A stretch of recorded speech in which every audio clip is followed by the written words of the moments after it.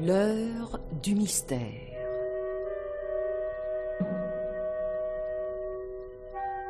Dans cette série d'émissions de Germaine Beaumont, le programme Intervariété vous présente ce soir, réalisé par Georges Godbert, une histoire originale de Louis C. Thomas, Par un froid mortel.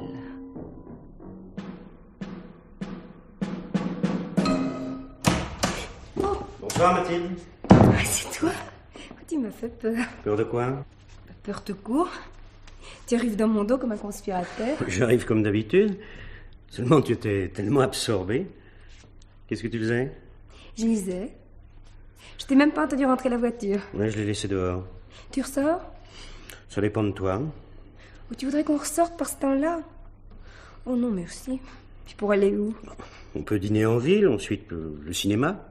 Mais si tu n'en as pas envie... Oh non, on est bien au chaud chez soi. Puis prendre la voiture avec cette neige. Paraît que la circulation est impossible. Oui, t'as peut-être raison. D'autant plus que ce serait pas très prudent. Tout à l'heure, j'ai assisté à un accident. Quelque chose de spectaculaire. Ah oui? Un chauffeur qui a freiné sur une plaque de verglas. Il a dérapé, il est monté sur le trottoir et il a écrabouillé un malheureux passant contre une façade. Oh, il est mort? Le passant? Tu parles? Il était presque coupé en deux. Ça, pas joli à voir, je t'assure. Un spectacle pareil, ça vous incite à être prudent. Tu vois que je te répète que tu vas trop vite. Et moi, je te répète que ce n'est pas une question de vitesse, mais de conduite. Oui, il n'empêche que la vitesse... Bon, allez, passons et serre-nous un whisky, ça vaudra mieux. Prends-le, le bar est derrière toi.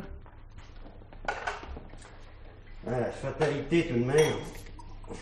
Tu marches tranquillement sur le trottoir. Et le chauffeur? Rien. Pas une égratignure. Sans l'intervention des agents, la foule lui faisait un mauvais parti.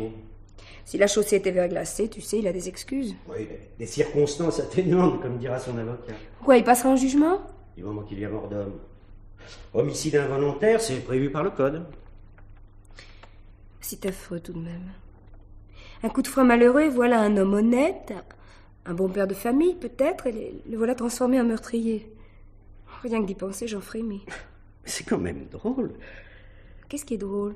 Et que le sort du chauffard te préoccupe plus que celui de sa victime. Le plus malheureux, le moins responsable, c'est le piéton. La mort délivre de tout, même d'air mort. Tandis que l'autre, tu te rends compte? Tuer un homme, même involontairement, ça doit être terrible. Sans compter que la victime avait peut-être une femme et des enfants. Non, il était célibataire. Un nommé Pierre Jussieu. Jussieu? Pierre Jussieu, oui. Tu connais? Moi? Oh, mais non, pas du tout. Alors pourquoi es-tu si pâle? Je suis pâle, moi? Tu es livide. À vrai dire, je me sens pas très bien. Je vais me reposer 2 minutes dans la chambre. Reste ici, Mathilde. Non, écoute, je t'en prie, non, laisse-moi m'en aller. Pas avant que tu m'expliques. Mais je te jure, je me sens pas bien du tout.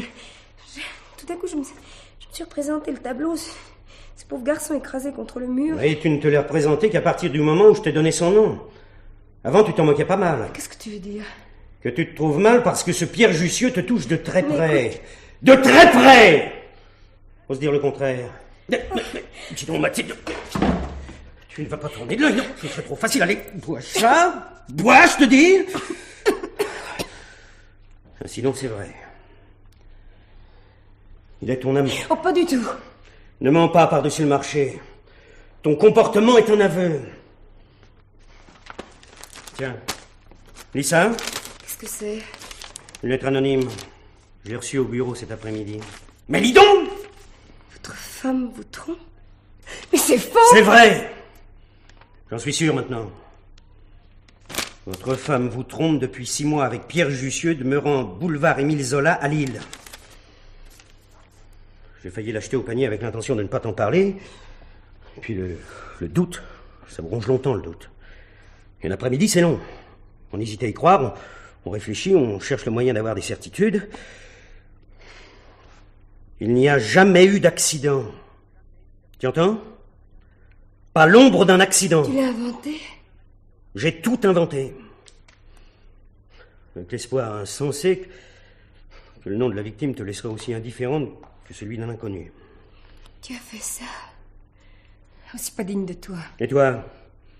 De quoi es-tu digne? Madame a un amant et veut me faire de la morale. Il n'est pas mon amant. Bah voyons. Et tu ne le connais même pas. Si, je le connais. Ah, tout de même. Pierre est un camarade de classe. Nous avons fait nos études ensemble au même lycée.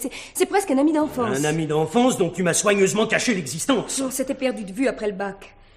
Il était à Paris, aux Beaux-Arts. On s'est rencontrés par hasard, voici quelques mois. 6 mois, la lettre le dit. C'est à l'exposition des primitifs flamands. Je m'étais fait inscrire pour une visite en groupe et j'ai eu la surprise de voir que c'était lui qui nous dirigeait. Heureuse surprise. Parfaitement, heureuse surprise. On a bavardé après la visite et j'ai appris qu'il était artiste peintre, qu'il était revenu à Lille, que ses toiles se vendaient bien et il m'a proposé d'aller visiter ensemble d'autres expositions. Et on s'est revus plusieurs fois. Et un beau jour, il t'a offert de te montrer ses estampes japonaises. Oh, ce que tu dis est sans doute très spirituel, mais je ne te comprends pas. Tu n'es jamais allé chez lui, peut-être? Si. J'ai visité son atelier, j'ai même posé pour lui. Un nu, vraisemblablement. Tu es odieux! Qu'un les forces te reviennent. Mais écoute-moi, je te le dis une bonne fois pour toutes. Il n'y a jamais rien eu de plus entre nous que de l'amitié. Une pure amitié. Mais écoute, essaie de me comprendre. Je n'y voyais pas de mal. Quand il n'y a pas de mal, on ne se cache pas. Mais on ne s'est jamais caché. De ça, de mieux en mieux. J'aurais dû t'en parler, j'ai eu tort, je l'avoue. J'ai agi par inconséquence, mais c'est tout ce que tu peux me reprocher. Conclusion, il n'est pas ton amant, tu n'es pas sa maîtresse, je ne suis pas un mari trompé, la lettre n'est qu'une infâme calomnie. Parfaitement, oui. Et tu te figures que je vais gober toutes ces balivernes. Mais c'est la vérité, je te supplie de me croire. La vérité. La vérité. La vérité, c'est que tu es en train de te foutre de moi une fois de plus. Écoute. C'est fini, ma petite. Je ne marche plus. Fini la jomardise du mari confiant. Mais je te jure. Allons donc. Vous vous rencontrez chez lui depuis 6 mois et tu voudrais me faire avaler Non, mais des fois, tu me prends pour un boy scout. Mais l'autre, là-bas, l'artiste salaud. Tiens, on va voir s'il parlera d'amitié lui aussi. Mais où vas-tu? Mais qu'est-ce Pour prendre ça. Non, mais tu es fou! On va voir ce qu'il a dans le ventre, ton petit ami. Oh non, cochon, ne fais pas ça! Ah, tu as peur pour lui, hein? Peur pour sa jolie gueule de Don Juan à la menthe, hein? Donne-moi ce revolver! Laisse-moi passer! Je veux ce revolver! Non! Oui, si tu ne me donnes pas, Lâche-moi, Mathilde! Lâche-moi aussi! Donne-le-moi! Donne-le-moi! Oh mon Dieu! Oh, qu'est-ce que j'ai fait? Mon Dieu! Mon Dieu! Mon Dieu!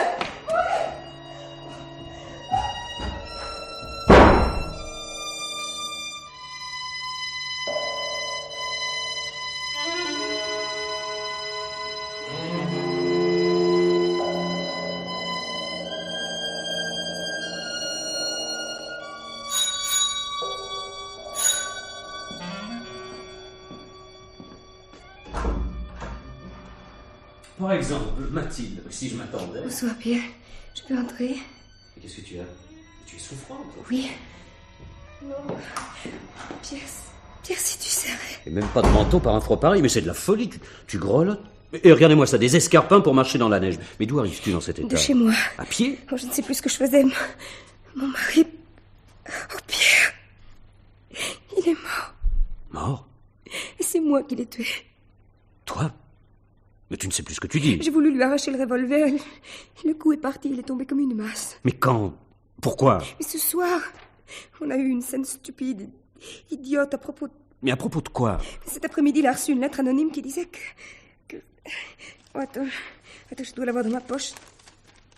Tiens, tu peux la lire. Depuis 6 mois, votre femme... Mais quel est le salaud qui a écrit ça? Non, mais c'est absurde. C'est ce que je me suis efforcée de lui démontrer, mais en pure perte. Et il a cru réellement? Cru que toi et moi... Mais à tel point qu'il a voulu venir te trouver ici. J'ai essayé de l'en empêcher. Mais il fallait le laisser faire, je lui aurais expliqué. Lui expliquer à un fou furieux armé d'un revolver. Tu n'aurais même pas eu le temps d'ouvrir la bouche. Oh, si seulement tu avais eu le téléphone, j'aurais pu te prévenir, mais là, je ne pouvais plus rien. J'ai tenté de le désarmer. Et c'est au cours de la lutte que le coup est parti? Oui. Mais alors c'est un accident? Évidemment.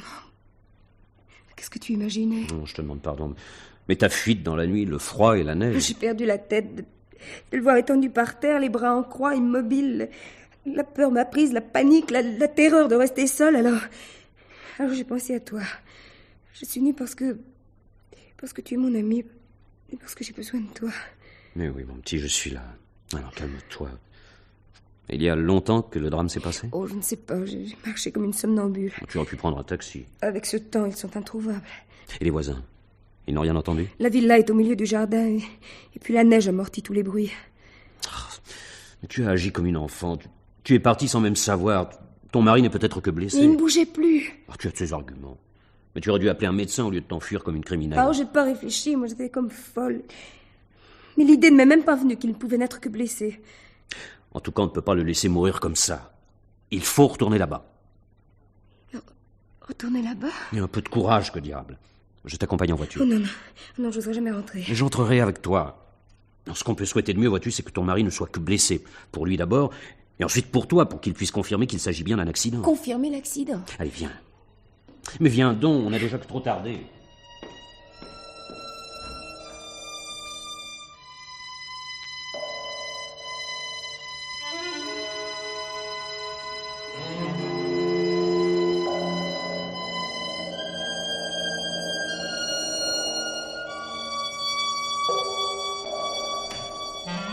Où est-il?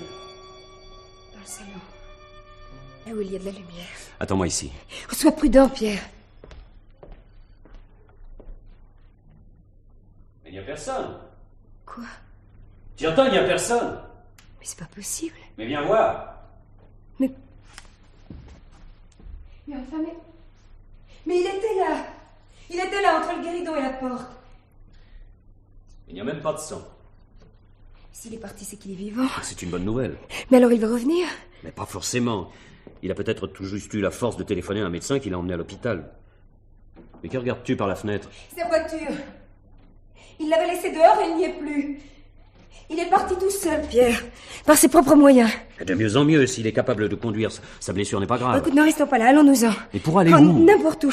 Tiens, chez toi, si tu veux. Mais si tu passes la nuit chez moi, tu ne pourras jamais plus le convaincre de ta bonne foi. Déjà, le fait que tu te sois enfuie, tu t'es conduite comme si tu étais réellement coupable. J'ai peur. Il a emporté le revolver. L'attendre ici, toute seule, c'est au-dessus de mes forces. Mais tu n'es pas seule, puisque je suis là. Mais s'il nous trouve ici tous les deux, tu te rends pas compte? Mais je me rends compte surtout qu'il faut mettre les choses au point le plus tôt possible. Une franche explication entre nous trois est nécessaire. Et tu crois qu'il va accepter? Il acceptera, il sera bien obligé de reconnaître son erreur. Il te fera des excuses. Il me défendra de te voir, oui. Je sais. Et je le regretterai. Je le regretterai beaucoup. Moi aussi. Pourtant, entre un mari et un copain, il n'y a pas hésité. Le copain, on l'aime bien. Le mari, on l'aime. Parce que tu l'aimes, lui, n'est-ce pas? Mathilde, réponds-moi. Tu l'aimes? Oh, je sais plus. Mais enfin, tu l'as épousé. J'étais si jeune. Tu ne l'aimes pas? Il n'y a rien de commun entre lui et moi. On vit comme deux étrangers. Chacun dans son moi. Jusque ces derniers temps, je me contentais. J'étais pas malheureuse. Jusqu'à ces derniers temps. Oui. Jusqu'à ce qu'on se soit retrouvés? Oui. Oh, Mathilde, ma chérie. Non, Pierre. Non, tais-toi. Oui, moi qui me figurais. Je t'aime, Mathilde. Je t'aime depuis toujours. Je n'osais pas te l'avouer parce que je te croyais heureuse avec ton mari. Mais à présent, tout est changé. Oh, tu m'aimes, toi aussi? Non. Mais si, j'en suis sûr, maintenant. Tu l'ignorais peut-être toi-même, et voilà que les circonstances... Oh, Pierre, emmène-moi. Oh, je te supplie, emmène-moi vite. Qu'est-ce que c'est? Le téléphone. Oh, c'est lui. C'est lui, je le sens. Ou l'hôpital. Oh, pardon. Allez, viens. Viens, partons vite. Mais tu ne peux pas toujours fuir. Allez, vas-y, réponds. Bon, si tu y tiens.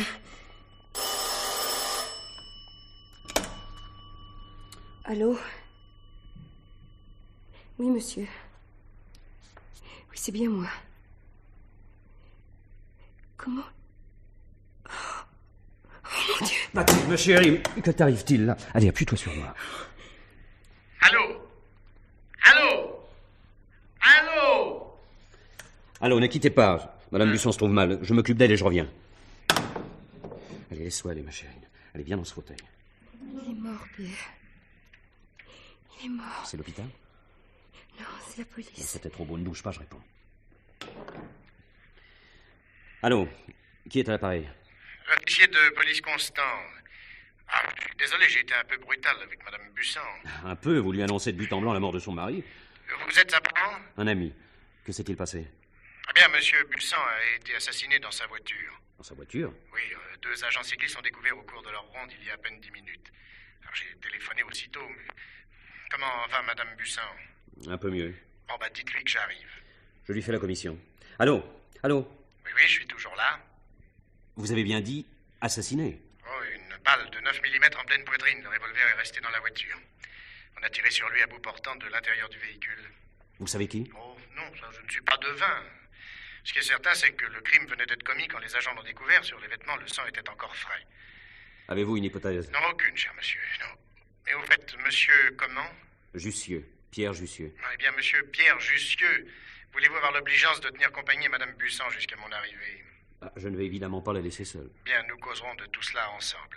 À tout de suite. À tout de suite. Tu as entendu, Mathilde? L'inspecteur va venir. Oh, ça m'est égal. Mais voyons, Mathilde. Non, j'ai plus de courage. Tu as de la peine?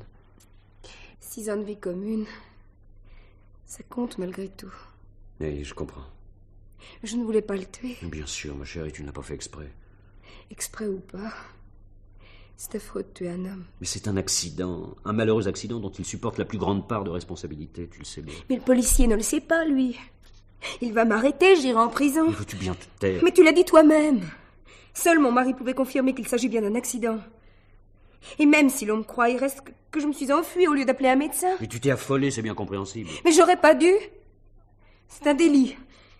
On voit ça tous les jours dans les journaux. Ne pas secourir quelqu'un en danger, ça porte un nom. Oui. Non-assistance à personne en danger. Ah, tu vois? Alors même en mettant les choses au mieux, ma situation n'est guère brillante. Oh, je suis malade d'angoisse. Je voudrais être morte, moi aussi. Oh, chérie, reprends-toi. Oh, à quoi bon? Oh, Pierre. À peine s'est-on retrouvé qu'on s'est déjà perdu. Non.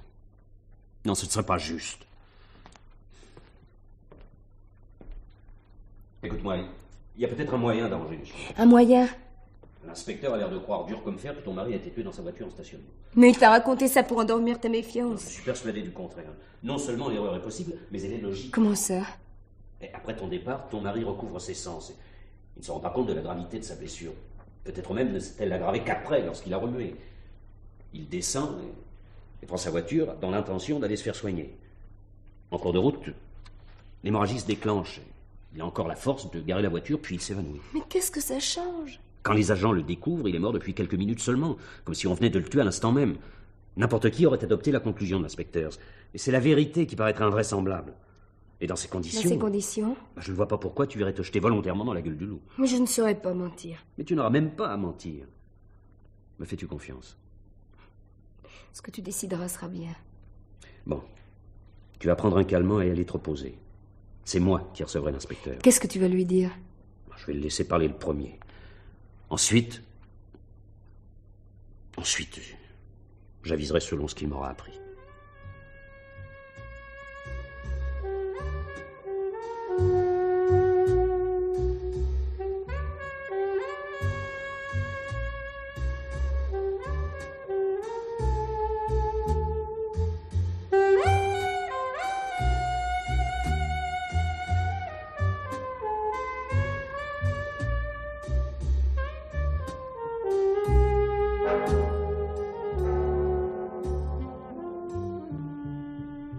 Par ici, monsieur l'inspecteur. Oui. Votre coup de fil a rudement secoué Madame Bussan. D'ailleurs, je suis désolé. J'avoue que j'ai été un peu brutal. Et sur mon conseil, elle a pris un calmant et elle est allée s'étendre dans sa chambre. Oui. Je crois qu'elle s'est assoupie. Bah, remarquez, d'un certain côté, je ne suis pas fâché de vous voir en premier. Nous allons pouvoir parler ensemble plus librement. À votre disposition. Asseyez-vous. Oui, merci. Tout d'abord, monsieur Jussieu, j'aimerais connaître votre opinion sur ce meurtre. Je n'en ai pas. Ah. Mais il vous a surpris? La question est superflue. Cependant, on n'a pas tué Bussan sans raison. Et vous, qui étiez un de ses amis... Je suis surtout un ami de Madame Bussan. Ah. Un ami d'enfance. Nous sommes lillois tous les deux et nous allions ensemble au lycée. Je n'étais pas particulièrement lié avec son mari. Néanmoins, vous le fréquentiez puisque vous êtes là. Que savez-vous de lui? Rien qui puisse vous être d'un grand secours. Il avait une excellente situation à la Société lilloise de filature. Quelle situation? Le chef comptable. Ah.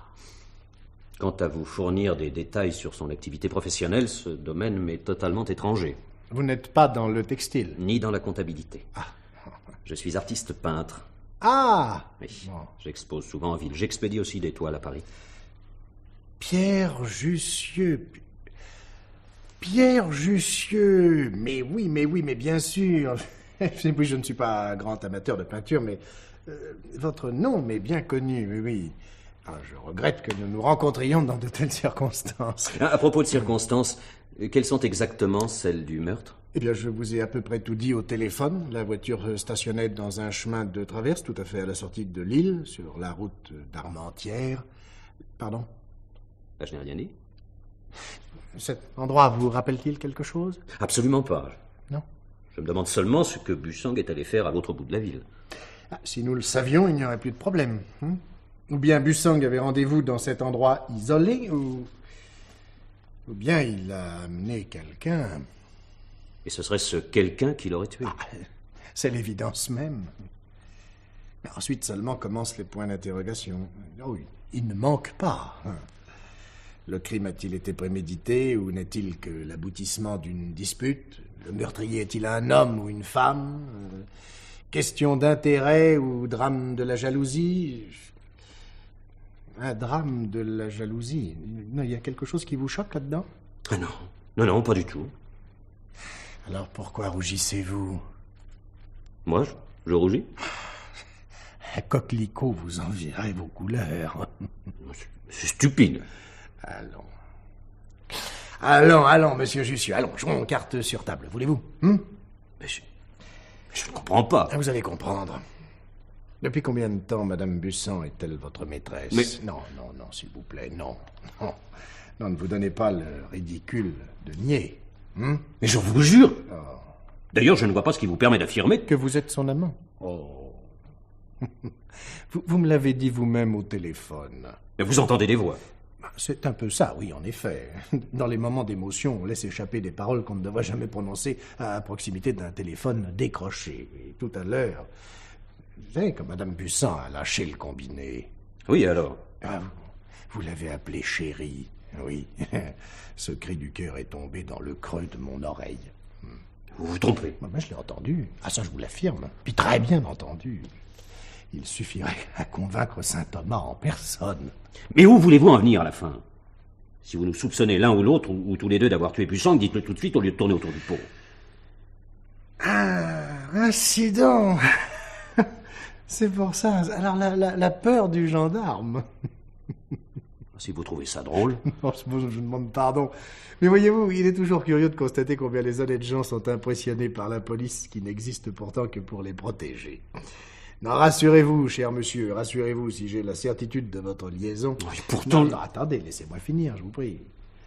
Je disais, si j'ai la certitude de votre liaison, j'ai aussi celle de votre innocence. De la mienne ou de celle de Madame Bussang? De tous les deux, puisque vous étiez ensemble. Comme je vous l'ai déjà expliqué, mon coup de téléphone ici a suivi le crime de très près, un quart d'heure, 20 minutes au plus. Or, en voiture ou à pied, avec cette neige verglacée, il vous aurait fallu beaucoup plus de temps, oui, en tout cas beaucoup plus de 20 minutes, pour traverser la ville. Mais franchement, j'aime mieux ça. Oui, ça je vous comprends. Car j'ai bien l'intention de visiter votre atelier un de ces prochains jours. Mais alors, pourquoi avez-vous parlé de drame de la jalousie? Si vous ne m'aviez pas interrompu par vos réticences qui auraient pu paraître suspectes si je n'étais moi-même garant de votre alibi. Mettez-vous à ma place. Non, à votre place, et n'ayant rien à me reprocher, j'aurais reconnu les faits en toute simplicité. Comme vous le faites maintenant. Nous sommes bien d'accord. Puisque vous y tenez. Bon. D'ailleurs, quelle importance? L'important, voyez-vous, cher monsieur, dans une enquête, est d'éliminer tous les mensonges, même anodins en apparence. D'autre part, cela me permet de reconstituer l'atmosphère du couple. Un couple visiblement désuni. La femme, passez-moi l'expression, tire à U. Pourquoi le mari ne tirerait-il pas à Dia? Pourquoi n'aurait-il pas, lui aussi, une liaison? C'était donc dans ce sens-là. Une maîtresse sur le point d'être abandonnée, la scène de rupture classique. Ou bien encore la réaction violente d'un mari trompé. Et pourquoi pas, tout bêtement, le crime crapuleux?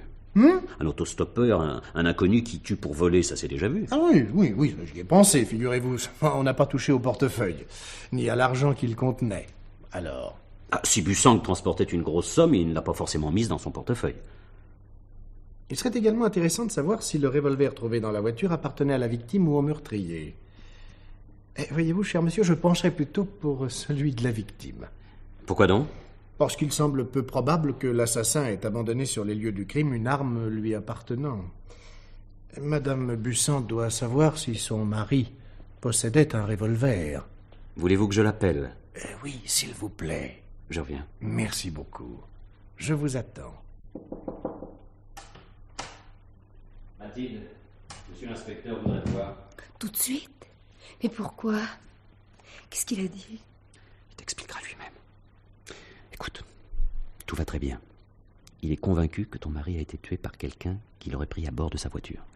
Et ta présence ici, elle ne l'a pas intrigué?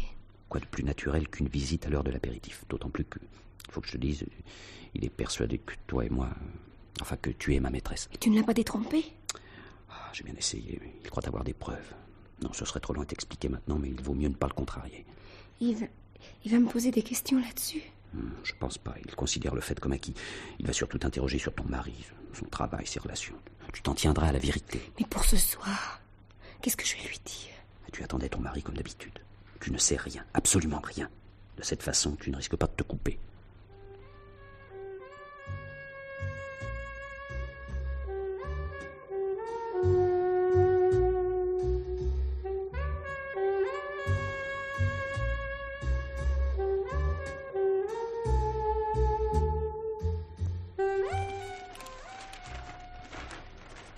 Non, pas le moindre entrefilet dans les journaux ce matin. Il est encore trop tôt. J'ai entendu les informations régionales à la radio. Ils parlent d'un crime mystérieux sans donner de détails. On a peut-être eu tort de laisser croire à un crime. C'était ça ou toutes les conséquences que tu connais. J'ai agi pour ton bien, tu sais. Je le sais, Pierre. Et je t'en remercie. Je ne peux pas m'empêcher de me demander comment tout ça va finir. La police va mener son enquête et comme nous sommes hors de tout soupçon, elle ne trouvera rien. Tu verras, elle sera bien obligée de conclure au crime crapuleux par un inconnu qui a profité de l'occasion. Ton mari pouvait avoir une forte somme d'argent sur lui, personne ne pourra assurer le contraire. Oh, ce que j'aimerais avoir 10 ans de plus. Quelle heure est-il? 11h20. L'inspecteur ne va pas tarder. Il a dit qu'il passerait nous prendre entre 11h et la demie. Et cette formalité d'identification à la morgue. Oh là là, rien que d'y penser, j'en suis malade. Il faut réagir, te forcer un peu. Oh, réagir. Le moment où j'ai envie de me coucher par terre, là, comme une bête, et de ne plus bouger. Il y a surtout qu'au lieu de dormir, tu as ressassé toujours les mêmes idées noires. Oh oui, la lettre anonyme m'a poursuivi toute la nuit. Et ce matin encore. Tu t'obnubiles sur cette lettre. Je te répète qu'elle ne représente aucun danger. Même si la police en recevait une. Mais ce serait un pétard mouillé puisque l'inspecteur est... ou croit être au courant. Je regrette que ce ne soit pas vrai. Oh non, Pierre, je t'en prie. Plus tard. Plus tard, je t'épouserai. Nous partirons ensemble, nous quitterons l'île, nous irons où tu voudras. Avec ma peinture, je peux gagner ma vie n'importe où. Je réponds. Allô? Ah, bonjour, monsieur l'inspecteur. Oui, c'est moi. Vous ne pouvez pas venir. Comment déjà? Vous êtes sûr? C'était pas possible. Pourquoi? Mais parce que... Enfin, je disais ça parce que ça me paraît tellement rapide. Bon, oui, nous irons sans vous. Vous nous tenez au courant, n'est-ce pas? Merci. Qu'est-ce qu'il y a? Une tuile. L'inspecteur croit tenir la coupable. La coupable? Une dactylo qui travaille dans le service de ton mari. Elle était sa maîtresse. Quoi? Il paraît que c'était le secret de Polichinelle au bureau. Oh, mais c'est pas vrai. Enfin, je le connaissais trop, il n'a pas fait ça. Pas lui. Enfin, s'il avait une maîtresse, mais il m'aurait pas fait cette scène. Ah, tu crois ça, toi? En tout cas, cette fille est innocente. On ne peut pas laisser condamner une innocente à ma place. Condamnée. Tout de suite les grands mots. Elle n'est même pas arrêtée. Non, on va l'interroger, puis comme elle n'a rien à se reprocher, on la relâchera.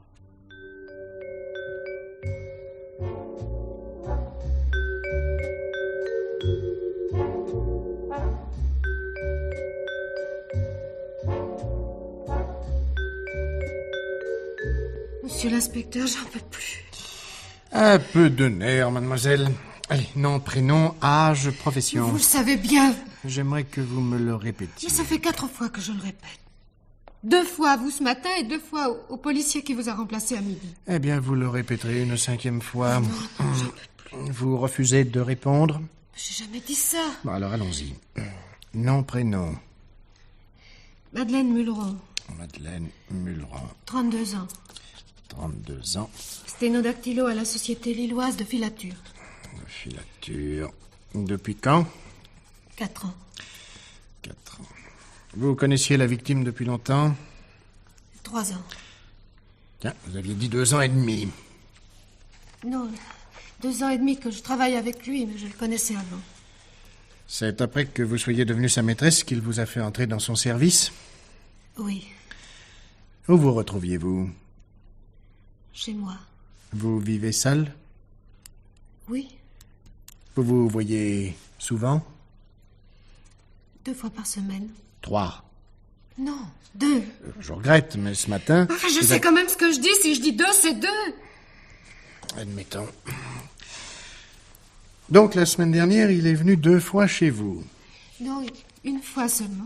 Il s'agirait de s'entendre, mademoiselle, et de dire la vérité une fois pour Mais toutes. c'est la vérité. La semaine dernière, il n'est venu qu'une seule fois. Pourquoi? Parce qu'on se voyait un peu moins souvent ces temps-ci. Pourquoi? Je vous l'ai déjà dit. Ces temps-ci, il était très occupé. Il emportait du travail chez lui. Ouais. Et cette semaine? Je ne l'ai pas vu. Vous mentez. Non! Si, vous avez déclaré à mon collègue... Donnez, là, j'ai ces notes sous les yeux. Vous avez déclaré que votre dernier rendez-vous datait d'hier soir. Votre collègue a mal compris. Aviez-vous rendez-vous avec M. Bussan hier soir, oui ou non? Oui. Vous vous embrouillez, mademoiselle. C'est vous qui m'embrouillez avec toutes vos paroles. Je ne sais plus où j'en suis. Mes questions sont pourtant précises et claires. Vous devriez y répondre sans avoir à réfléchir. Je ne réfléchis pas. Et c'est bien pour cela que vous vous contredisez. Si vous me laissiez parler au lieu de m'interrompre à tout bout de champ. Bon, allez-y, parlez. Hier soir, notre rendez-vous s'est borné à nous voir à la sortie du bureau, sur le trottoir. Et vous vous êtes disputé. Permettez... Si, ne protestez pas. Des collègues vous ont vu, hein? C'était pas une dispute. Ah, Une discussion seulement, une simple discussion. une simple discussion. Tiens. Et à quel sujet? Je voulais savoir quand on se reverrait. Et M. Bussang n'y tenait pas trop. Non, pas trop. Pourquoi? Je l'ignore. Il paraissait avoir des ennuis, il était très préoccupé. Il ne vous a pas fait de confidence. Non, il était pressé de rentrer. Et pourtant, vous êtes partis ensemble en voiture. Ah si, on vous a vu. Oui, quand il s'est aperçu qu'on se faisait remarquer sur le trottoir, il a préféré poursuivre la conversation en voiture. Et vous avez roulé vers la route d'Armentières. Pas du tout. Dans quelle direction, alors? Vers la place de la République où il m'a déposé. Vous étiez fâché avec lui? Oh non, pourquoi? Allô? Oui, c'est moi. Ah, bonjour, Martin. Je ne connaissais pas votre voix, mon vieux. Quoi? Le revolver a été acheté régulièrement par Bussan il y a 4 ans à Lille. Oui, passe le nom de l'armurier, ça m'est égal. Oui, tu le consigneras dans ton rapport. Mais comment as-tu... Ah, par le numéro de l'arme? Ah, bravo. Non, c'est parfait. Oui, merci, mon vieux. Merci. Monsieur Bussang, mademoiselle, a été tué par son propre revolver. Oui, par quelqu'un sans doute qui devait savoir qu'il portait une arme ce soir-là. D'ordinaire, était-ce son cas? Jamais. Et dans la boîte à gants de sa voiture? Non plus. Vous avez donc ouvert la boîte à gants ce soir-là? Mais non, nullement. Mais comment faites-vous alors pour savoir qu'il n'y avait pas de revolver? D'habitude, il n'y en avait pas. Alors, puisque vous parlez d'habitude, vous avez coutume de prendre votre courrier, n'est-ce pas, chez la concierge en rentrant chaque soir? Oui, Pourquoi ne l'avez-vous pas pris ce soir-là? parce que je suis rentrée trop tard. Et pourquoi? Je suis allée au cinéma. Au Select. Seul? Oui, j'étais toute seule. Vous le savez aussi bien que moi. Et vous le faites exprès pour me tourmenter. Oh, j'en ai assez. Allons, ne vous énervez pas comme ça. Je vous en prie, je suis à bout de force, je n'en peux plus. Je voudrais boire quelque chose. Mais oui, mais rien de plus facile. voilà. Ce grand verre d'eau. De l'eau bien fraîche. Voilà, ça sera pour vous. Mais non, après. Après quoi? Après que vous m'aurez dit comment vous avez tué Monsieur Buisson. Je ne l'ai pas tué. Votre amant a voulu rompre. Non. Vous lui avez fait une scène dans la voiture. Si, pour éviter un esclandre en pleine ville. Il a roulé jusqu'au petit chemin sur la route d'Armentières. Mais il a voulu vous obliger à descendre. Non.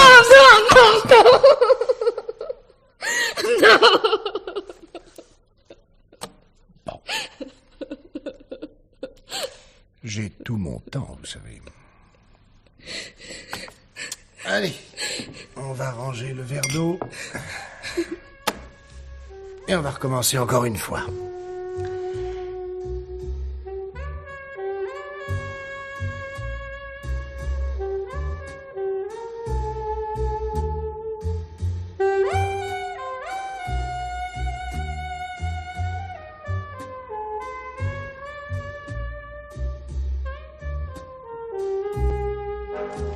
Puisque je te répète que tous les journaux racontent la même chose.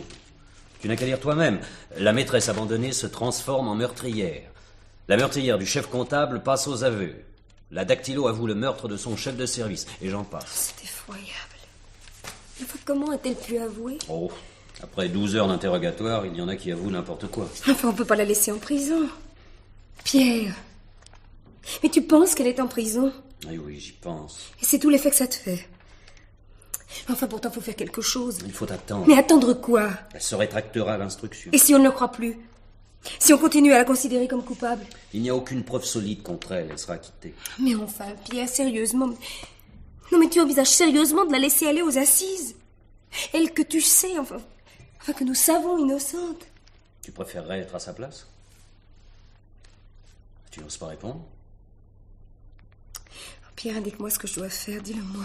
Mais je te l'ai dit, patienter quelques jours, histoire de voir comment le vent va tourner. Bon, si tu crois que c'est ce qu'il y a de mieux à faire, je patienterai. Oh, Pierre, tu sais que tu avais rendez-vous à 10h30? Il est déjà moins 25. Ah oui, je sais. Oh, ce n'est pas sûr que le type m'achètera une toile. Puis ça m'ennuie de te laisser seul. Non, écoute, je tiens à ce que tu y ailles. C'est ton travail, il n'y a pas de raison que tu le négliges. Bon, bah, je lui fais visiter l'atelier en coup de vent et je reviens. Pierre, embrasse-moi. Serre-moi fort. Très fort.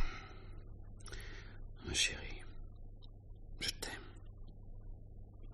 Et va. Va vite, maintenant t'es déjà en retard. À tout de suite, ma chérie. Je serai de retour vers midi.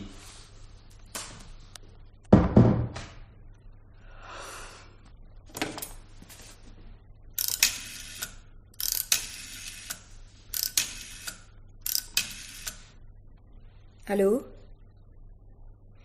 Monsieur l'inspecteur Constant. Allô? Ici Madame Busson. Je voudrais vous parler d'urgence.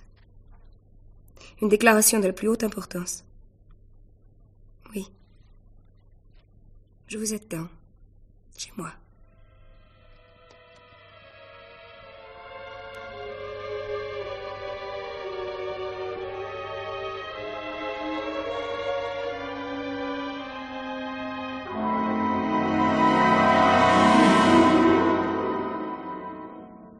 Ainsi donc, il a fallu l'arrestation de Madeleine Mulleron pour vous décider à parler.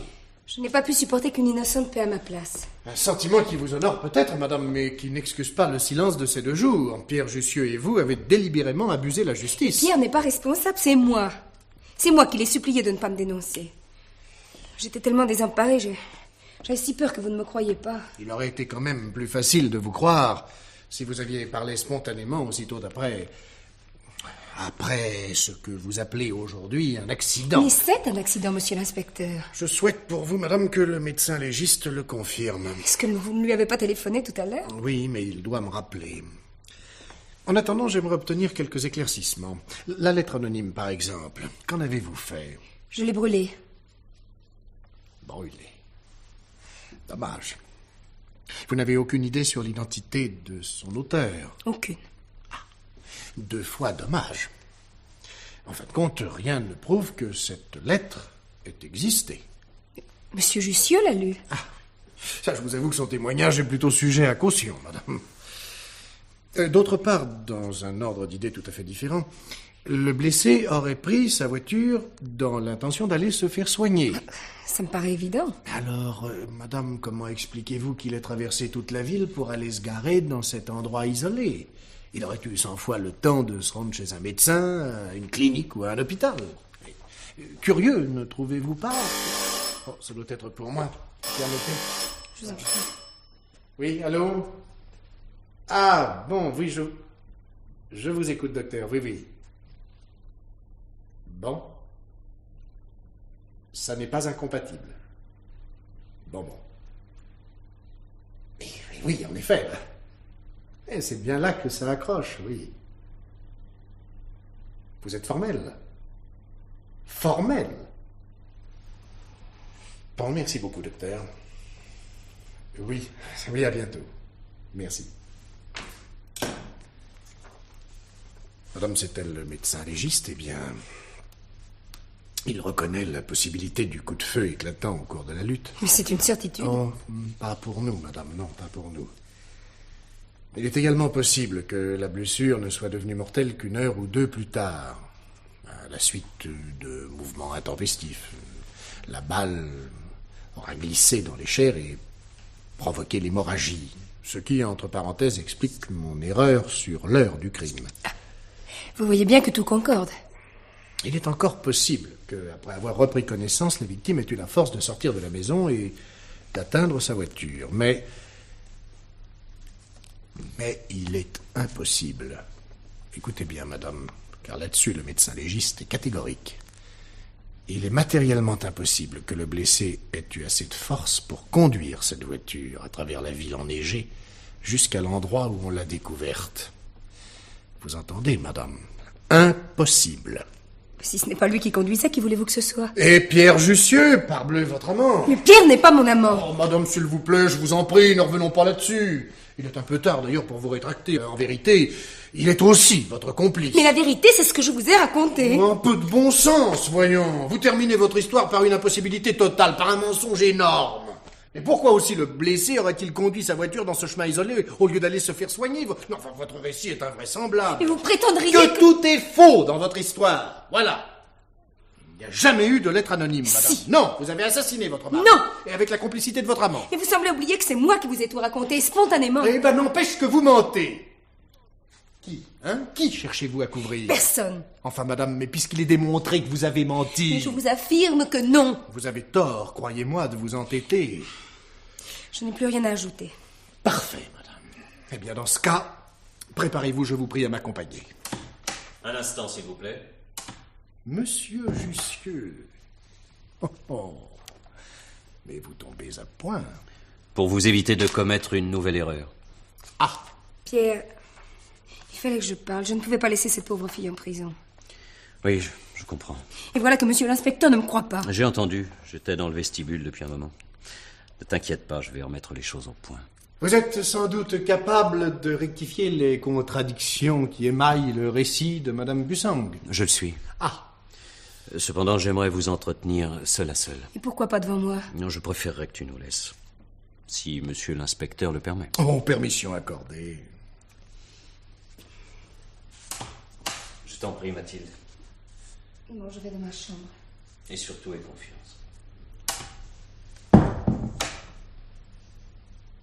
Voilà. Je vais essayer d'être bref, monsieur l'inspecteur. J'ai tout mon temps, monsieur. Dès notre rencontre, nos retrouvailles plutôt, les relations entre Mathilde et moi se sont engagées sur le plan de la camaraderie, de l'amitié par la suite.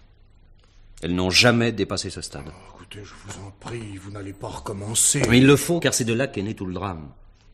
Moi, je me suis mis à aimer Mathilde, presque tout de suite. Je n'ai pas osé le lui avouer au début, et puis, plus les jours passaient, plus l'aveu devenait difficile. À cause de ces rapports de bons copains qui s'étaient établis entre nous. D'un accord tacite, nous ne parlions jamais de sa vie conjugale. Je la croyais heureuse avec son mari. Mais elle ne l'était pas. Non. Ah. Mais je l'ignorais. Pourtant, Mathilde aimait ma compagnie. Nous partagions les mêmes goûts, le même idéal. Nous étions d'accord sur tout. Je me disais que si elle n'avait pas été mariée, Et j'en suis venu à souhaiter la désunion du ménage. Et c'est alors qu'a germé dans ma tête une idée folle, une de ces idées insensées qui vous apparaissent stupides plus tard lorsqu'on les examine froidement. La lettre anonyme. C'était vous? Oui.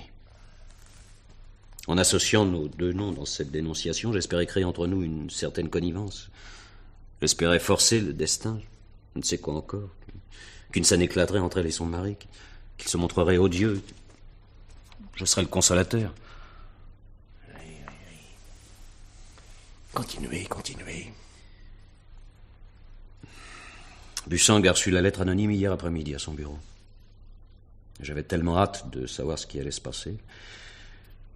Alors le soir, un taxi m'a déposé dans le quartier. Je me suis posté à proximité de la villa. Bussang est arrivé. Il a garé sa voiture le long du trottoir et est rentré chez lui. J'ai patienté quelques minutes. Des minutes qui n'en finissaient pas. Il faisait nuit noire. Oui. Je me suis glissé dans le jardin et j'ai commencé à contourner la maison. On distinguait vaguement par derrière le reflet lumineux d'une fenêtre. Tout à coup, le coup de feu a éclaté. J'ai couru vers la fenêtre. C'était celle du salon. Bussang était étendu par terre, inanimé, serrant encore le revolver dans sa main droite. Il n'y avait personne d'autre dans la pièce. Personne, mais enfin voyons, Madame Bussang était sortie pendant que vous contourniez la maison? Mais comment aurais-je pu le deviner? Pour moi, la situation était beaucoup plus simple. Mathilde n'était pas encore rentrée, son mari venait de se suicider. Mon premier mouvement était de lui porter secours. La porte n'était pas fermée. Bussang gisait toujours sans connaissance. Il ne saignait pas beaucoup, à peine une auréole sur le veston. L'emplacement de la blessure à la poitrine ne vous a pas fait douter du suicide? Je pensais qu'il avait voulu se tirer une balle au cœur. En plus, je n'ai pas réfléchi si loin. J'étais bouleversé par les conséquences de ma lettre. Et en même temps, je ne pouvais m'empêcher de songer que si Bussang mourait, Mathilde me resterait. Dans le cas contraire, son prestige en serait accru. Et une femme est toujours émue par quelqu'un qui a voulu se tuer à cause d'elle. Et cette femme allait rentrer, elle appellera un médecin. Et pourtant, si au lieu de se suicider chez lui, Bussang s'était suicidé ailleurs, dans un coin isolé où personne ne pourrait lui venir en aide. Abrégeons, vous transportez le blessé, puis vous l'abandonnez dans le petit chemin en espérant qu'on ne découvrira le suicide que le lendemain. Et quand Bussang sera mort, faute de soins. Ensuite, je suis rentré chez moi. Mon atelier est beaucoup plus près de la route d'Armentières que la villa de Bussang. À peine venais-je d'arriver que Mathilde a sonné à ma porte. Ces révélations m'ont stupéfié, mais que pouvais-je faire sinon jouer le jeu? Et dites-moi, vous avez mis ensuite Madame Bussang au courant? Non. Lui dire la vérité, c'était la perdre. Vous venez pourtant enfin de me la dire, la vérité. En vous avouant sa vérité à elle, Mathilde m'y a obligé en quelque sorte. Si quelqu'un doit payer, c'est bien moi. Mathilde n'est qu'une victime. Je l'aimais trop. Lui expliquerai, monsieur l'inspecteur. Après. Quand vous m'aurez emmené. Vous ne désirez pas la revoir avant? Non. Non, je n'oserais pas. Emmenez-moi tout de suite. Sans faire de bruit. Ce sera tellement plus facile ainsi.